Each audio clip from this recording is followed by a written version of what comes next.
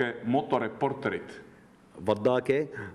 Vaadake motoreporterit. It's too difficult, Siri. Just Siri from Estonia, you're welcome to come in Jordan. We'll take care of you and you will enjoy this country. Thank you very much. Thank you.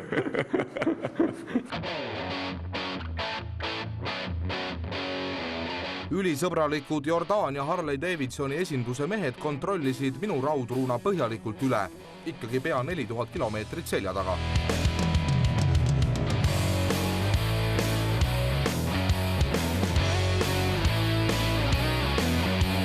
Ja siis saabus hetk, mille nimel motoreporter Rock Ride 2011 Surnumere tuur üldse ellu kutsutud sai. Reporteri lipp oli Eestist jõudnud tsiklitega Surnumere rannikule. Minekuks valmistan ennast ma ette, kuigi ei kuule veel inglite hääl. Käed pistan külma ja pühasse vette ja päev millal suren on elamispäev. Mõni hetk tagasi Ammanis viibides ei osanud me muidugi arvata, et sel päeval võiks rannailma lubada. Sadas vihma ja oli üsna külm. Samas saime kohe kogeda sealse piirkonna imet. Amman asub nimelt 1000 meetrit üle merepinna ja veidi maad eemal asub Surnumeri hoopiski paarsada meetrit allpool merepinda, mis tõttu on mere ääres alati 10 kraadi soojem temperatuur. Seetõttu oli värskendav suplus omal kohal. Või pigem oli tegemist küll veepinnal hõljumisega, sest ülisoolane vesi hoiab seal inimest kenasti veepinnal. Põhjaminek on üsna välistatud ka parima tahtmise juures. Motoreporter on Eesti televaatajatele alati üritanud sellist asjalikku ja kasulikku informatsiooni pakkuda, nii ka täna. Me ei hakka täna rääkima, kui soolane see vesi on ja kui imeline tunne on lihtsalt hõljuda selle vee peal, ilma et see üldse ujumagi peaksid. Tähtis inimestele teada, kes tulevad siia Surnu mere äärde, on see, et kõhutuulega tuleb ettevaatlik olla, sest et kui seda seal vees teha, siis pidi väga valus olema. Nii soolane on Surnumeri. Käed pistan külma ja pühasse vette ja päev millal suren on elamispäev. Nali naljaks, aga vesi on Surnumeres tõesti nii soolane, et väiksemgi tilk silma on tõeline piin. Nii et kes ei ole veel selles meres suplemas käinud, teadke, et pea ees lantesse hüppamine ei ole seal tõesti hea mõte. Aga kaua sa ikka seal lantel hõljud, pidevalt teel olla harjunud motoreporter võttis peagi suuna teiste Jordaania vaatamisväärsuste juurde. Just seda päeva elan kogu raha ees. Ja kiirus kasvab nii, et Raiver revib hinge. Ega see Lähis-Idas reisimine pole sugugi mitte odav tegevus. Hinnatase on siin üsna kõrge, eriti nendes kohtades, kus turistid palju käivad. Ja üks turistide meelispaiku Jordaanias on loomulikult linn nimega Petra. Väga kuulus ja ajalooline paik, aga maksab sissepääs sinna Petra linna 90 eurot nägu. Kuna motoreporteri rahalised vahendid said täpselt eile õhtul otsa kõik, siis edaspidine reis tuleb korraldada veidi säästlikumalt. Ja võtsimegi tulla Petra asemel sellisesse kohta nagu Little Petra, mis siis on väike Petra tõlkes. Asub ta Petrale väga lähedal ja sissepääs siia ei maksa mitte midagi.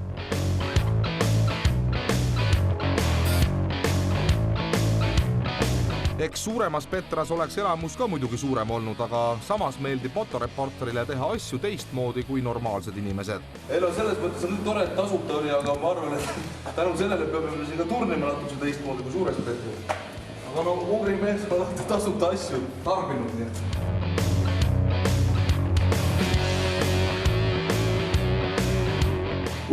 Küll on palav. Mägironimine sellesamase tanksaapaga või tsiklisaapaga ei ole väga kerge. Aga üldiselt soovitame, motoreporter soovitab. Kuulutame meie 3 kuningat teile, lihtsale rahvale seda, et meie siit edasi lähme jälle Surnu mere äärde ja mootorratastega sõidame, mina ees ja teie kõik järgi. Hurra! Ükskord me võidame niikuinii. Me vähemalt see ükskord juhtub siis, kui me siit alla saame elusalt. Tsiklisaapaga ei ole väga hea mägironimisega tegeleda.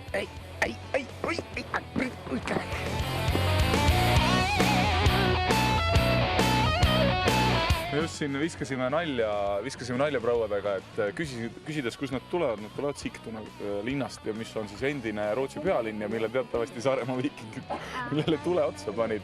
Prouad muidugi natuke vähe läksid pingesse sellest. He's a big liar, isn't he? Kusjuures need Rootsi tädid ei jäänudki uskuma, et eestlased nende linna omal ajal maa tasa tegid. Küllap peavad meid siiamaani naljaninadeks. No ütle midagi ilusat. Kallis Eesti rahvas, armastage üksteist.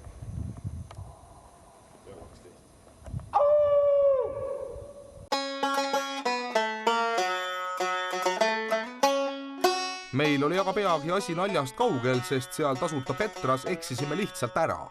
Avimees Jaan näitas teed. Aga tee oli küll, aga ta oli niimoodi alla umbes 20 meetrit. Selle all oli veeloik. Järelikult me oleme vanas jõesängis. Raivet oleks sealt läbi pugenud muidugi. Oota, ühesõnaga me peame tee tagasi minema. Kõik neid 26 kilomeetrit. Aga trügid siit. No vaata, kus jäljed on, ikka läks mööda jälgi. Päris ise siit võtmata, kui sa oled päriselt. Kas me ikka jääme ellu siin või? Ma arvan, et väike võimalus on siiski. Sinu sööme suure näljaga esimese.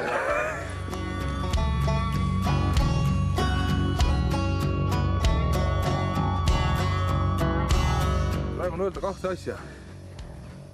Esiteks seda, et me hakkame aru saama, miks nendel inimestel siin on kõigil rätikud peas. Sest et päike pistab, mis kolen. Teine asi on see, et nende siklisaabastega on väga hea siin ronida, sest paksu tallaga ja sellised mõnusad. Ainukene paha asi on see, et need tuleb ära visata nüüd. Siit on läinud valge mees, on kaalnud 72 kilo ja ta liipab vasakut jalga ja ta on läinud põhja poole. Vana tarkus, kõik teavad seda. Kobras näitab teed, talle järgnen ma.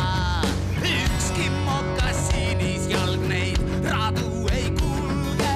Üksi alles lasen laulul kõlada. Ime läbi saime sellest koobast linnast siiski tulema ja asuda taas teele. Ööbimisega on täna niisugune trikk, et kuna kõik hotellid on täis, siis peab minema Beduini telki. Beduini nimi oli Sabait. Ei tea, mis see küll tähendab, heata ei tõota. Kas on oodata suurt luksust? Kindlasti, nende jaoks on see luksus, kui keegi külla tuleb ja raha annab neile. Selge, tänam. Wadi Rum Jordaania lõunaosas on üks korralik turistilõks. Püütakse pakkuda ehedat beduiini eluolu, kuid tegelikult on kõik saksa pensionäridele mõeldud näitemäng. Samas tuleb tunnistada, et näitemäng on vaatamist ja osalemist väärt. Nii sürrealistliku turistide kohtlemist annab ikka otsida. Räägitakse, et Wadi Rumis elavad beduiinid on osanud selle kaitsealuse piirkonna enda jaoks kenasti raha teenima panna. No ei tea, kuhu nad selle raha panevad, aga igal juhul mitte oma autoparki. Alustasime Wadi Rumis siis sellist maasturimatka, aga pullug on see, et meil kamba peal anti 2 maasturit, üks kadus esimese 100 meetri peale ära. Kohe selgus ka selle auto kadumise põhjus. Muiduks selle meie valgel asjal ei ole ju pidureid ega starterit ega sütevõtit, selleks üritas käima panna, nagu juhtmeid kokku pannes, aga selgus, et aku on tühi niimoodi. Ja siis tagurpidi käiguga lükkasime käima ta. Aga siis nagu selgus, et pidureid ka ei ole, ainult käsikas on. Ainult käsikaga. Ja bensiini ka polnud? Ja bensu ka polnud, aga bensu sai, punase bensiini. Ja nüüd seal juba mõtlevad, mis? Aga nendel pingeid ei ole, nende elu on lihtne.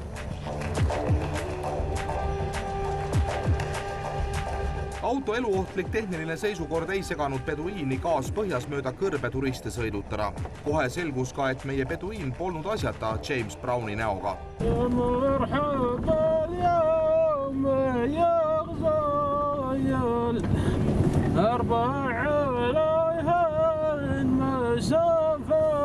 Tal oli jah see, et kui talle see laul endale ka nii väga meeldis nagu meile, et tal kohe gaasijalg läks üsna tigedaks ja raskeks.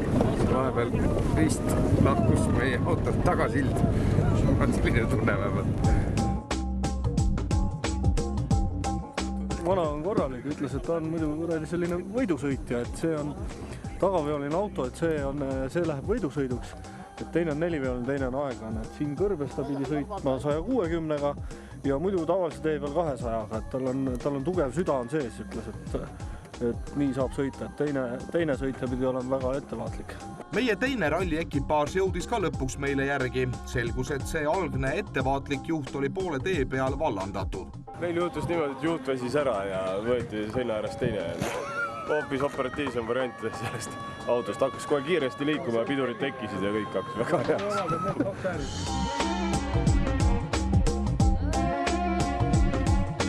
Samas muidugi Vadirummis avanevad vaated looduse müstilisele ilule olid hingematvad. Magada sai tõesti peduiini telgis ja selles mõttes oli kõik nii nagu lubatud. Hommikul läks aga ralli kiiruskatse uue hooga lahti.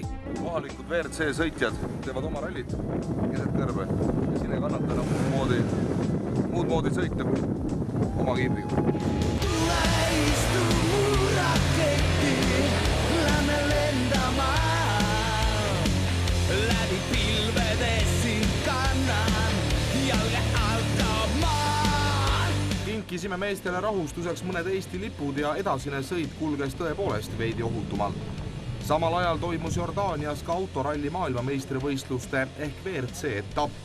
Peduiinid väitsid, et neil sellel võistlusel osaleda ei lubata, kuna kardetakse konkurentsi. Ja seepärast ei lähe nad ka põhimõtte pärast vaatama, kuidas ralli tegelikult käib. Meist nad sinna kõrbesse maha jäid, rallitama peduiini moodi. Meie aga läksime päris rallit vaatama. Ja oleme praegu kohas, kus on siis Jordaania ralli, selle aasta WRC ralli peakontor. Ja terav eestlase silm avastas ära, et Eesti lipp on taas kord tõmmatud vardasse valetpidi. Et me lähme nüüd kohe ja riidleme nende korraldajatega ja ütleme, et olgu see ära parandatud, see viga. No meie uljas samm korraldajatega riidlemise suunas oli hoobilt peatunud juba peakorteri foajees. Selle asemel, et meie lipu väärkasutuse üle arutleda, oli kõigil meestel hädasti vaja endale ralli nänni osta. Mitte, et meil neid riideid nüüd hädasti vaja oli, aga... Õnneks kohtasime seal oma inimesi. Kuldar Sikk ja Ott Tänak olid Jordaania rallil kogemusi hankimas ja rajaga tutvumas ning meile jäänud ka muud üle kui asjalikum nägu pähe teha. Rallipargis käis oodatult tugevam sebimine Citrooni ja Fordi bokside ümber. Meie aga uurisime, kuidas Eesti poistel seekord rallil läheb. Seal oli ka meie lipp õnneks õigetpidi vardasse pandud. Ega siin ralli vastu, ma arvan, nii väga suurt huvi ei ole, kui me kuskil näinud oleme. Kui me Mehhikos käisime, siis oli kindlasti, ma arvan, üks aasta tipphetk, et seal oli tõesti sadu tuhandeid inimesi raja ääres, et siin on see publik on üsna üre, aga ma ei tea, ma arvan, et küll ralli ise ka mõistlikult korraldatud on, et see võiks okei olla, et siin ainuke mure oli see laevamure ennem, kuidas asjad kohale jõuaksid, et see võib-olla tegi väikse miinuse sellele asjale, aga ma ei tea, ma arvan, et kui nüüd ilusti lõpuni ära kestab ja mingit probleeme ei ole, et siis äkki lastakse kunagi veel teha siin. Millal on sinu enda järgmine võidusõit? 3 nädala pärast Sardiinias äkki. Soovime sulle edu ja kõik head ja head töö tegemist siin. Edu teilegi. Meie soovid mõjusidki, sest Sardiinia MM-etapil sai võistkond Tänak Sikk teatavasti omas klassis kindla esikoha ja olid üldkokkuvõttes lausa 7. Jordaanias aga tegutsesid mehed siis mehaanikutena Marko Märtini rallitiimis MM Motorsport. No igal rallil on mingi omapära olemas. Kreeka rallil hästi palju kive, eks ole, ja nii edasi. Kas siin Jordaanias ka midagi erilist on? Ma arvan, et see pigem erilis ongi, et ümberringi väga midagi ei ole, et puid ja põõsaid väga ei ole, et selline tehislikud teed suhteliselt, et see võib ootamatusi olla ja mitte lihtne aru saada, kus see tee läheb. Kui Ott Tänak alles harjutab siinsetel radadel sõitmist, siis Karl Kruda, kes hetk tagasi siia boksi saabus, on MM-sarjas täiesti ametlik osaline. Lähme vaatame, mis ta meile räägib. Karl!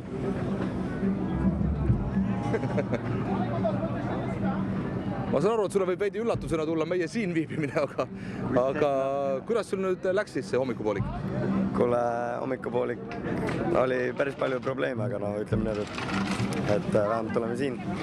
Esimene katse oli enam vähem, aga ei saanud kuidagi rütmi ja pidudest paika, aga teine katse olid mingid teise katseks unustasin ise omast lollist peast, et võin endale nagu tuhka pähe raputada, et unustasin autot tagasi pehmemaks teha. Oled sa jõudnud kohalike inimestega ka tutvuda, nendega rääkida, kuidas nemad sulle, mis mulje on jätnud? Ei, täna mulle üks kohalik inimene viskas mingi kiviklaasi, aga muidu nad tunduvad nagu sõbralikud. Tuleb tunnistada, et Jordaania ralli oli tõesti tavapärasest veidi erinev. Esiteks oma militaarse alatooni poolest. Pea kohal tiirutavad sõjaväekopterid ja igal sammul sõjaväepostid. Kui me alla tulime, küsime korraldajate käest, et kas võime otse tulla. Ja te ütlesite, et ärge otse minge, et tulge mööda teed. Me küsisime, miks?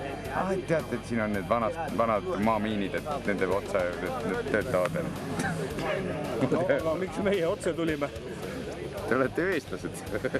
Meil ei olnud keegi, et ärge tulge otse. Head televaatajad, siin algab kohe filmi ja teatrietendus nimega BRC Jordaania 2011. Ja selleks puhuks tuleb ennast loomulikult teatris ikka viisakamalt riidesse panna. Kostüümid on meil selleks puhuks kõik valmis ostetud, nii et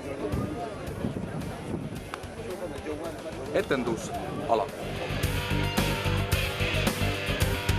Soomes vaatad katset 4. reas püsti seistes, siis siin niimoodi esireas Pärsia vaiba peal, samettooli peal, mis sa veel tahad? Tasub veel ära märkimist, et vaipadega kaetud põrandaga telgis asus ka tualett ja et kogu see teatripublik oma samettoolidega asus kiiruskatse väliskurvis.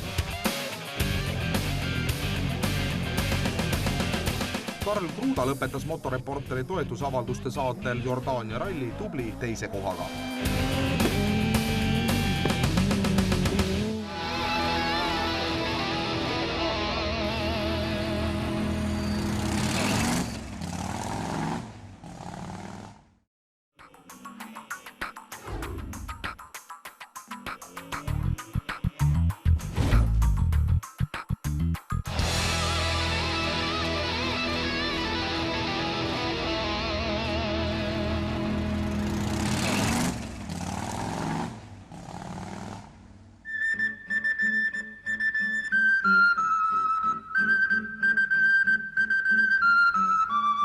Siin Surnumere teisel kaldal paistab riik nimega Iisrael. Selle riigi olukord on üsna keeruline, sest et kõik tema naabrid ainult ootavad, millal nii-öelda Iisraelile kallale karata.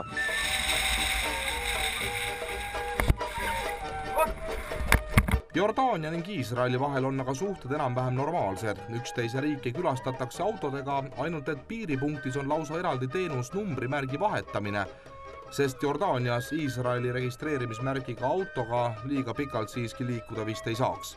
Püüdsime jätkuvalt vältida suuremaid turistilõkse, aga kõigepealt käisime siiski ära kuulsa Kenereti järve ääres. See järv siin minu selja taga on suuruse poolest umbes nagu kohalik Võrtsjärv, aga teatavasti Võrtsjärve peal ei ole väga palju selliseid suuri imetegusid korda saadetud. Seevastu selle järve peal siin on kunagi, vähemalt nii räägitakse, Jeesus mööda vett kõndinud vee peal põhja vajumata.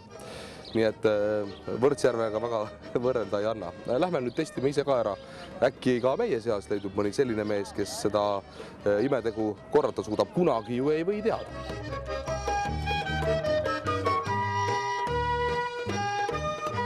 Ma lähen siis ise ka. Ma arvan, et mul on veel viimane lootus sinna minna, sest et ülejäänud vajusid juba põhja. Ei kanna, Surnumeres oli palju parem. Nördinud oma ebaõnnestumisest saatsime ühe mehe poodi ja palusime meeletu palavuse leevendamiseks meile jääkülma jooki tuua. Mees võttis palvet sõna-sõnalt. Tada! Suurepärane. Uskumatu. Arrokki ei müüdudki seal või? Ära virise, külma õlut kellele? Me küll täna plaanisime natuke siin ringi ka sõita, aga kuna siin on juba nii hea, siis siit me edasi ei lähe mitte mingil juhul.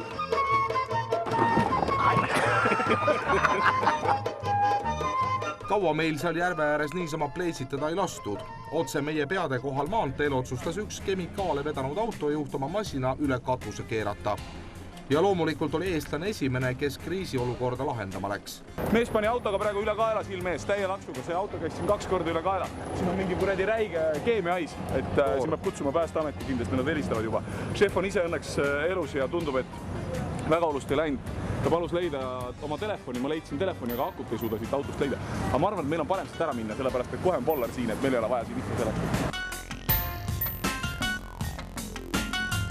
Mida kõike seal autos ei olnud, mis ringi käis? See mees oli nagu pesumasinast 100 muu asja vahel. Seal oli veepudeleid, siuke 6 pakki, millest osa oli koos, osa oli laiali. Siis oli seal tööriistu, kruvikeerajaid, aamreid, jääkuubikuid, ma ei tea milleks ta on seal jääkuubikud ajal, vilku, ohutusvestid, need, mis need on, need mõõdikud või meerikud, sõidumeerikuid, neid oli seal terve hunnik. Ma ei tea, see vend elas seal autos raudselt.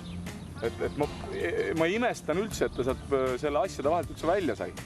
Aga no võib-olla saigi selle aamriga otsa aidata, sellepärast oli pilt taskus.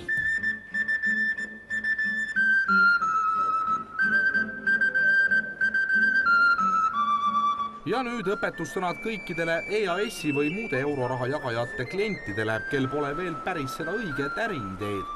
Piisab, kui teil on oma koobas või muidu tunnel ja rahvas seisab pikalt järjekorras, et saaks teile pileti raha maksta. Kuigi me oleme reeglina selliseid üldlevinud turistilõkse vältinud, ei saanud me muidugi käimata jätta Jeruusalemmas, Lähis-Ida pingete keskmes. Ja tegime seda ise täiesti pingevavalt. Ma ei tea, kus me tuleme, aga me igatahes läheme, seal on Golgata mägi, seal on see viimane teekond. Seal on igasuguseid huvitavaid kiviõnnikuid ja see vist on siin kõige vanem neist. See on siis see Jeruusalemma süda vist. Ega ma täpselt ei tea, ma olen päiksest päris kuum. See ei ole päiksest. Mis see on? See on lõhnakuusk. Juusturõõnaline või? Jaa. Parmesan. Ja ma mõtlesin alguses, et me oleme karnevalil sattunud, aga selgus, et täna on ikkagi juutidel kõige tähtsam püha.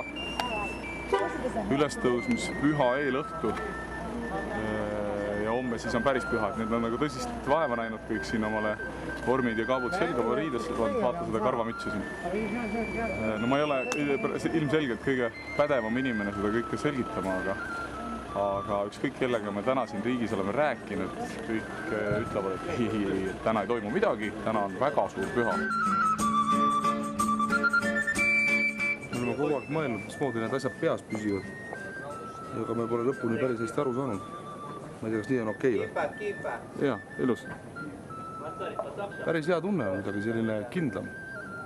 Ja tegelikult on see tõesti väga püha paik ja ega siin nalja tegemist ei ole. Kõik on väga tõsiste mõtete ja kavatsustega siin. Ja no minu müts on muidugi poisike selle mütsi kõrval siin.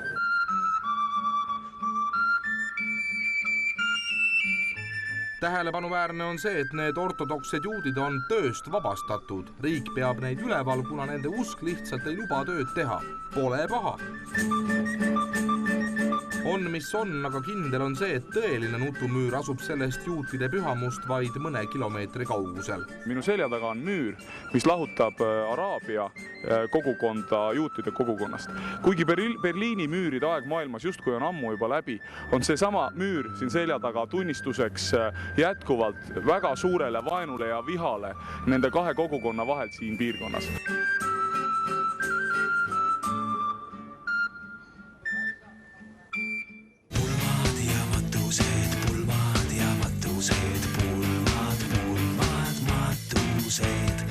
Oleme lõpuks jõudnud Tel Avivi.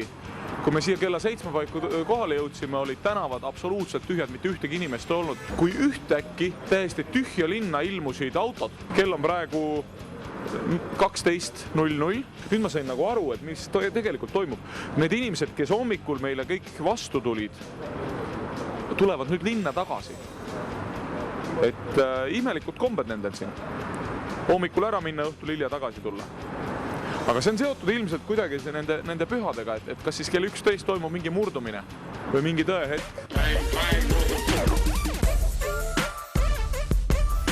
Ülestõusmispühade ajal Iisraelis Tel Avivis viibimine oli tõesti huvitav kogemus. Kuna kõik linnaelanikud tulid alles öösel tagasi, polnud meil vahepeal ka liiga palju tarku mõtteid, mida oma ajaga peale hakata.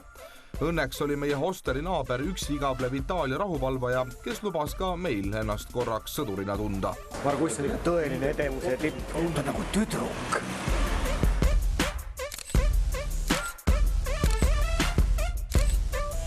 Loodetavasti said reisihuvilised motoreporteri surnumeretuurist nii mõnegi kasuliku vihje järgmisel aastal juba uues kohas ja uute inimeste juures.